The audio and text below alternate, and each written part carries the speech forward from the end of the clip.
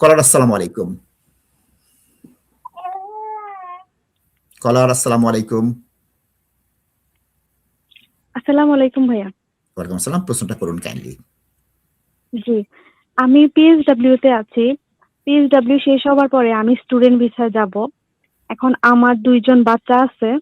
একজন বাংলাদেশী বর্ন ৫ বছর, আরেকজন ব্রিটিশ বর্ন ১ বছর। এখন আমি 7 ইয়ার্স রুটে যেতে চাচ্ছি।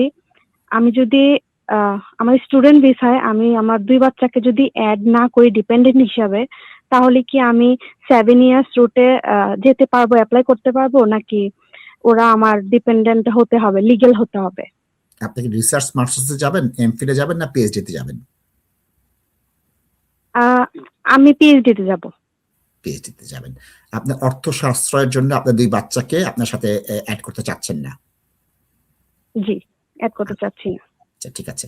আপনার স্বামী কি আপনার সাথে আছেন? জি, আছেন। তাহলে আপনি আর আপনার স্বামী ২ জন শুধু করবেন। জি। আচ্ছা, ঠিক আছে।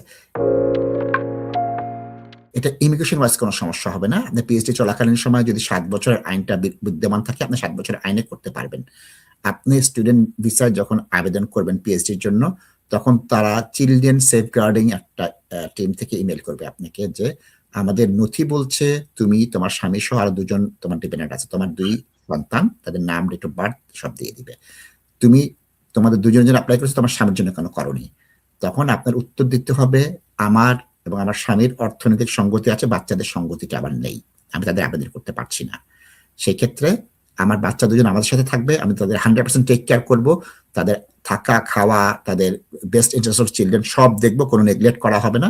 তো যেহেতু অর্থনৈতিক সঙ্গতি নেই, আমি তাদের আবেদন করতে পারছি না। এবং পরবর্তী সময় তাদের যখন এন্টাইটেল হবে, তখন আমি তাদেরটা আবার রেগুলারাইজ করে নেব। এই কথাটা বলবেন। তখন আপনার কিন্তু ভিসাটা দিয়ে দেবে এই সেফগার্ডিং এর উত্তরটা দেওয়ার পর। পরবর্তী সময় যেটা হচ্ছে, আল্লাহ না করুক, মানে হচ্ছে কোনো ইমার্জেন্সি হলে তো আপনি যেতে পারবেন না। আপনার হাসব্যান্ড এবং আপনি যেতে পারবেন না, এটাই একটা অসুবিধা, এছাড়া কোনো অসুবিধা নেই। আর পিএইচডি যেহেতু ৫ বছর করতে পারবেন এবং এটার মধ্যে ৭ বছর হয়ে যাবে, সুতরাং ৭ বছরে আমি এরকম অনেক আমাদের ক্লায়েন্ট ছিলেন যাদেরকে বাচ্চা আবেদন করেনি, আমরা পরবর্তী সময় 7 ইয়ার্স কোর্স তাদের হয়ে গিয়েছে।